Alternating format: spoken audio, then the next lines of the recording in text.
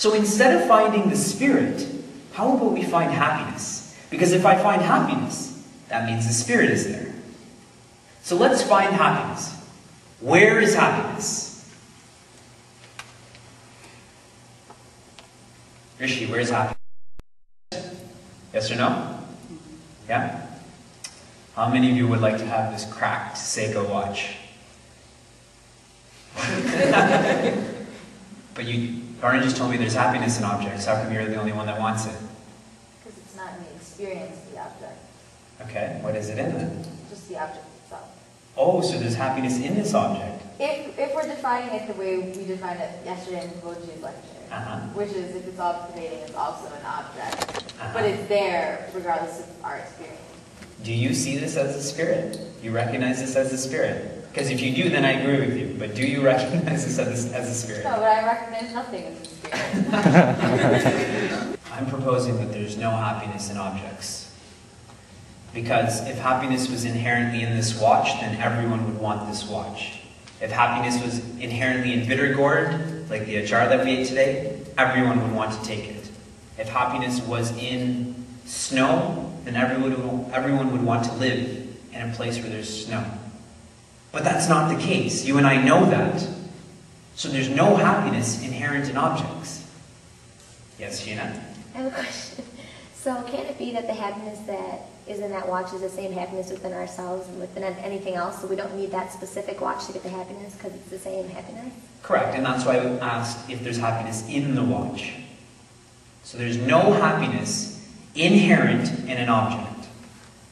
So is there happiness in beings then? In humans or animals or flowers or whatever? Isha? Okay, but is it in a being though? No. Why? Because it's not an object. It's not kind of like objects that we pursue. It is or is not an object? You just said it's not an object. So just like some people pursue happiness in a watch, some people pursue it in an animal or a pet or a companion, and so in that being which is limited, it is not. Exactly. Just like half of you like Avni and half of you dislike her. Maybe more. But if there's happiness inherent in Avni, then everyone would want to be friends with Avni, to whatever degree.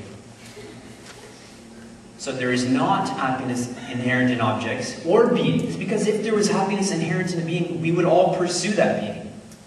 There's no one really we totally like or totally we dislike. Just multiply that across the world. Then is it in situations then? Is there happiness in situations? That's what's available in the world. Objects, beings, and situations. Yes? By that logic, then the spirit doesn't have happiness either, because there's a lot of atheists in the world. Okay. So if I say that the sky is green, is the sky green then? I couldn't tell you, because I perceive it to be blue, but what I define as blue is green. See, whatever color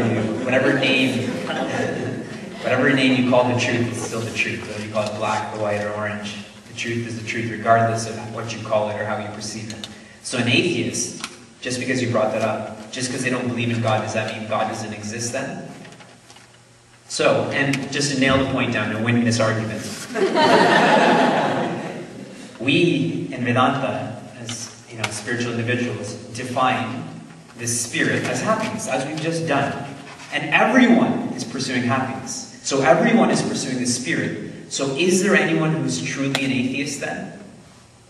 They don't pursue the word God, G-O-D. So replace it with happiness. Then is there anyone that's an atheist? No. There's no one in the world that's an atheist. It's just semantics. Yeah? Did I win? So okay, back to what I was saying. Situations. It's objects and beings that make situations. So there's no happiness inherent in a situation either. Because you and I don't desire all the same situations. Everyone wants something different. I have a question. Mm-hmm. I don't know the story. But it's just a question. I just need to clear this. But when you said there's no happiness in people, you can't find happiness in people. I don't know. I don't know if I agree with that, just because, like, don't you feel happier when you're around certain people. Like when you're sitting with like Swami Devananji, don't you feel a lot more at peace? Because one time I touched Swami Devananji's feet, and I seriously like felt a lot better than I was earlier, just like immediately. Mm-hmm. And I don't know, I feel like that was because of him, not because just me being, you know. Okay. We'll get to that. We're about to get to that. This is a journey. This is not a discussion. It's a journey. So there's no happiness in objects, beings, or situations.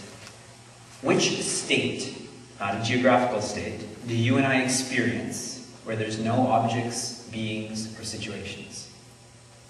Sleep. Sleep. Everyone agrees? No objects, beings, or situations?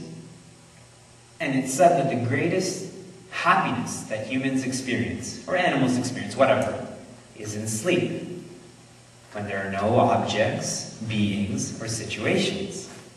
So where is that happiness and peace coming from? No objects, no beings, situations. What's still there? The experiencer, or the spirit, awareness, whatever, energy, if you want to call it energy, whatever you want to call it. That is the source of all joy in life. Is myself, capital S, self, my being. When I don't have a body, I don't have a mind, I don't have an intellect, I don't have a family, I don't have a bed, I have nothing but myself. Is the only source of joy in life. When you eat, when you're hungry, you're disturbed, right? Does the stomach have the capacity to feel happiness? It doesn't. The stomach is just a muscle, it's just an organ. So what's happening is that the stomach is hungry, so the mind is rattled, it's shaken up, so it's going like this. And when you eat, the mind calms down. And so that joy from within, we experience that. Desire fulfillment. See, I think that I got to watch, so I'm happy.